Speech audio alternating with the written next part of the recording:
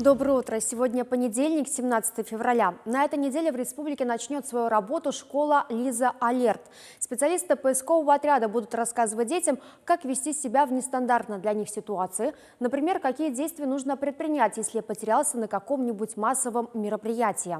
Или не успел войти за мамой или папой в автобус, заблудился в лесу. На занятиях специалисты будут разбирать досконально каждый случай. Все это будет происходить в формате игрового тренинга и квеста.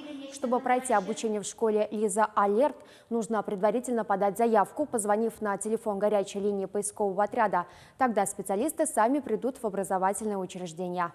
В столичной художественной школе номер 6 имени Акциновых прошел акварельный марафон. Всю неделю юных художников ждали открытые уроки преподавателей города, мастер-классы и дискуссии. Насколько сложна эта техника, как научиться рисовать снег и блики металла, узнала наша съемочная группа. Пузатый самовар – главный герой нового натюрморта. За этот мастер-класс ребята должны были научиться рисовать в акварельной технике металлические и стеклянные поверхности. А это очень сложно, и не каждый профессионал безошибочно напишет идеальную картину. Нужно знать много нюансов. Как отразить блики от металла, чтобы они не смотрелись искусственно, как драпировка и окружающие предметы отражаются в боках самовара и многое другое. Техника очень тонкая, ее нужно чувствовать, нужно уметь знать какие-то такие вот хитрости, тонкости, которые бы действительно давали азарт в работе. Аня Потеева занимается в школе 9 лет. Может считать себя почти спецом в художественном деле. Хотя учиться нужно еще многому. Любимый предмет – живопись. В технике акварели тоже есть своя прелесть. Ничего не бывает легким, пока не попробуешь.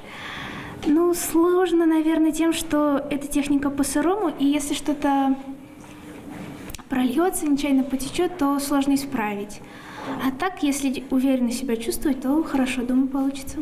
Опытные преподаватели показали хитрости, связанные с рисованием акварелью, раскрыли некоторые приемы, которые помогут ученикам дальше совершенствовать свое мастерство. Акварельный марафон даст старт еще одному крупному событию в Чебоксарах – межрегиональному конкурсу «Акварельная живопись». С 27 февраля к участию приглашаются юные таланты со всей республики. Проходить состязание будет также на базе художественной школы номер 6 имени Акциновых. Легендарный комдив из чувашской деревни Будайка заговорил по-испански. Как так получилось? А история такая. Как-то художник из Сестрорецка Олег Юдин показал внуку старый фильм про Василия Чапаева. Мальчику картина понравилась, и тогда дедушка решил, что историю легендарного комдива необходимо перевести в комиксы, чтобы подрастающему поколению было еще интереснее узнать про его подвиги. Художника поддержал московский товарищ Илья Воронин, и они начали творить. К этому делу отнеслись как хобби, поэтому и не торопились. Рисовали 3 года. Фрагмент комикса недавно увидели испанцы и решили опубликовать.